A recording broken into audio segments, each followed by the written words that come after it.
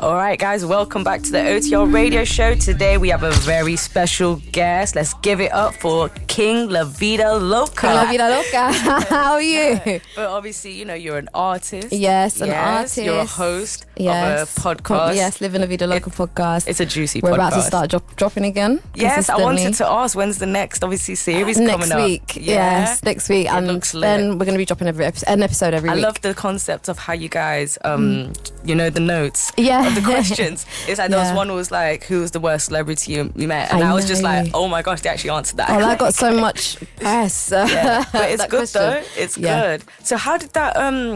Obviously, I know you're an artist, but and we talk about the podcast. But how did that start up? Like, what made you want to do that? I feel like my music doesn't quite define me as a person. Like, it's a layer of me, but I'm a very layered person. It doesn't show all sides of me. Oh, right. And I thought the podcast would allow me to show more of myself. Yeah, definitely. I think the music only shows one side. It makes me seem very one-dimensional. Yeah. The crowd, the gangster rap, and that is one side, and that is true. The gel and the stories, but that's not all of it's not all of me. Knowing Yeah. you, because obviously first time we met was a studio session, got to know you. Yeah. You're like, because when I looked more into your music, I was like, yo, this. Like, I was like, I didn't get this side of her, but no, I get what you mean. How's the fans been with it? It's been positive. The reaction's been very, because they're getting to know you more. Yeah, do you know what I mean? Yeah. Okay. I think, it's been nice. Yeah? It's been a nice reaction. Okay, going by King Laved Loca. Yes. Can you tell us the meaning of having that name? King. I respect all my queens and my princesses, but I haven't been brought up that way. I've always been in a male-dominated world, right. So whether it's trapping, whether it's been music, it's jail. Like, obviously I was in female jail, but, you know, even the idea of going to prison is more like a male thing. I feel like my life has been... Yeah, I've been in competition with the males, not so much the females. Okay. So I don't call myself a queen or a princess. No, I'm a king, and I'm eating them all up while I'm at it. So she ain't lying. So, no, that's really interesting that it's got a personal meaning, as in, you know, it represents you due to obviously your background. Yeah. Okay, so you said, like, you know, being brought up around male dominated. How, like, does that? Would you say as an artist that's, you know, influenced you a lot?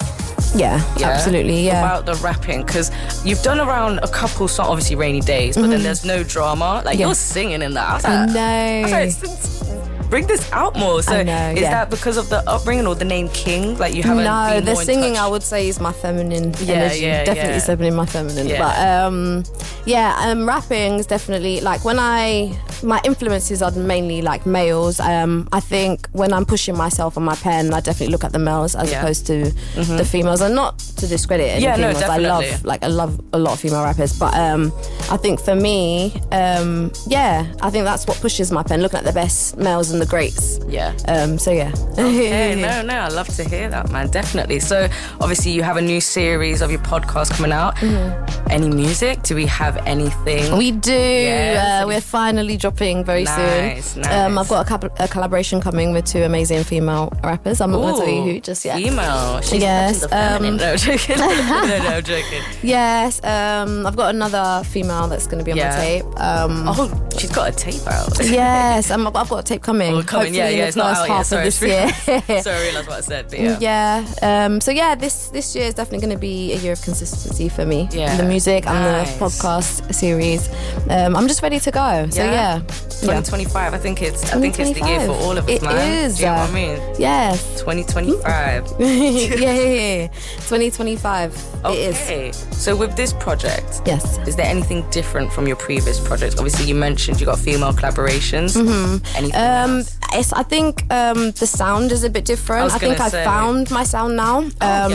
I think for the first 2 tapes that I've released, I was still finding myself and finding what I felt suited me and what I enjoyed making, kind of thing.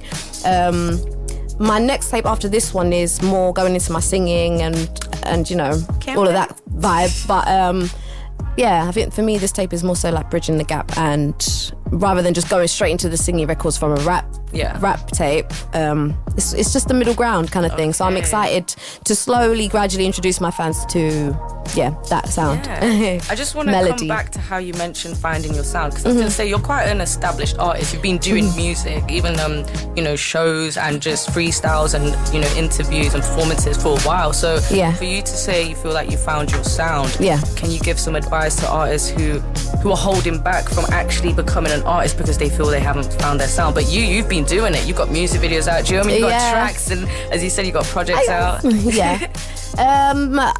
What did you say? Sorry. So basically, you've been doing music, but still discovering your sound. I feel as if many artists will hold back on, doing music because they. Do you know what? I feel like a lot of artists are always rediscovering themselves. I feel like you're constantly influenced by different things. With what's trending as well as an artist. Because you guys kind of have to like. I can never follow what's trending. Oh really? I feel like if you follow what's trending, you're not true to yourself as an artist. It's not your creativity, is it? It's just what's going on, and you're being influenced by what's going on the outside, and I don't feel like as an artist that's what we should be doing. I feel like you should follow my vibe, and if you like it, you like it. If you don't, then you don't. I know. I love that, especially considering with how influential TikTok is on artists. Like I've heard some artists saying, I've got to make a song that bangs on, like blows on TikTok, but what happened to just making music? I know, and I feel like a lot of the songs that even go viral on TikTok, you can't plan for a viral moment. No, you can't. I feel like people either I feel like you just better off just releasing what's true to you. And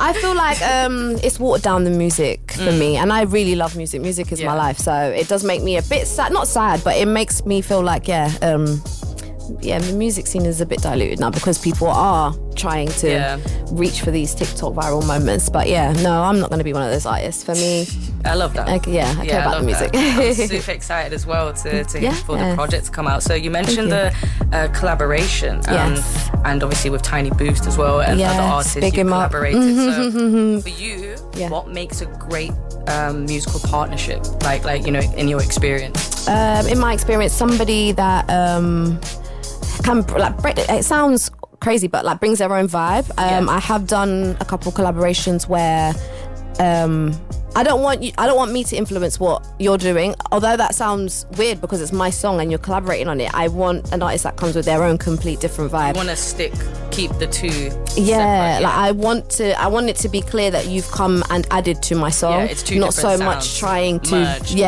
trying to go off what I'm doing. And that's what I love about collaborations. I want a whole different vibe, and if I do ask an artist to be on it, it's because you have your own vibe. I want you to come and bring your what you can bring to the record. So I love it when an artist comes with their own creativity. Like Tiny Boost definitely killed that verse. I loved it. He only did one verse. He sent one version, and I loved it immediately. Oh, and really? so we went with it. Okay, so sometimes you can send things back, and it's like, can you change this part? And no, I didn't have that with Rainy Days. I loved it. Have you ever had? You don't have to obviously say the artist or song, but have you ever had one? Situation where it's just been a lot of back and forth. They're not hitting it. I have, and then the song ended up not being released. I just wasn't happy with the verse, and that's okay. Of course. If an artist felt that way towards my verse, it's fine. It's fine. It's it's your song. So if I haven't done a record justice, I wouldn't feel a way to be told. With you mentioning how you love your craft, what do you want your music to represent for your fans and listeners, especially to young women looking up to you? No, what do I want it to represent? I want it to represent strength, nice. Perseverance, boss beat. Oh, I'm not allowed to, am I? She said beat, so she kind of beat herself out. But we didn't boss finish beat the energy. No, but I get you. I do get that from. I get the. I'm strong. Yeah. I feel like I'm 6 foot and I can walk in any room. Powerful. I want power behind it. I also want vulnerability. I want to show that side. I get that a lot in Rainy Days. I think that's my most fun record so far. I don't know if it was specifically about you, but do you get what I mean? It was obviously because we've had a talk and you've told me about, your life. I was there like, damn. Yeah. How do you balance staying authentic to yourself with music also, while, navigating the pressures of media and the industry? By staying true to myself in real life, staying grounded. I think it's easy to fall into the industry and the fakeness and just absorbing that energy. I feel like if I keep myself around people that remind me and check me when you might be a little bit too. You do need those people. Yeah, you need those people, not yes men. And I think that's what keeps me. That's what keeps me true to myself. Staying true to myself in person. I was gonna say as well, especially being super like influential online, it must be hard. Oh, that is hard. That's with the negative comments. Hey, obviously I see timing wise, but I just want to get this one last question in. I always see her in the studio. To the point where it's like, does she live there? Does she have an ensuite? No, I just wanted to ask, like, but I love to see it as an artist, you know what I mean? It means you're creating and you're networking. What's your perfect go-to studio setting? So let's say there's no budget, you had the fairy godmother poof. What's the perfect studio for you? For me, it's comfort. Do you know what? I've been to the big studios with the big like interfaces and fancy and whatever. I prefer the grounded studio in the hood with my two close people and it's just safe and comfy. It's small, we've got the little LED lights and it's just a comfortable vibe, like a free vibe. Separate or same? Like I know some people, like in the studio they'll have the engineer there and they'll have the mic next to him. But I prefer to work in a separate booth. A separate booth. Only because like I like to close my eyes and be animated. Like I don't want people to watch me doing that. And you just got everyone, you and your friends. Like it's awkward.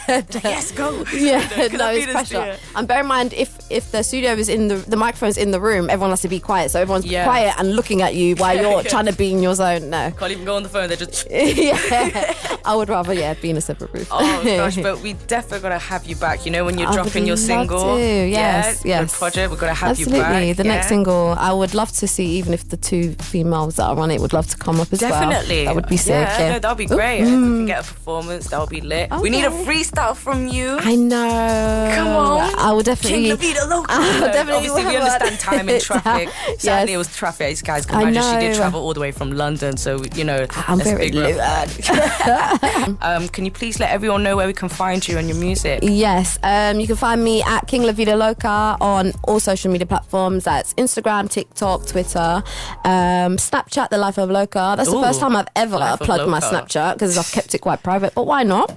And on YouTube, King Laved Loca as well. Spotify, Laved Loca, Apple Music, all the DSPs, Laved Loca. Life of Loca. We got new music coming next week. I mean next month. don't go me next week. Next month. But obviously, guys, we're gonna end it off with Rainy Days by Laved Loca and Tiny Boots. Take this in and make sure to check out the music video. Yes, the very music nice. video is amazing. Thank you.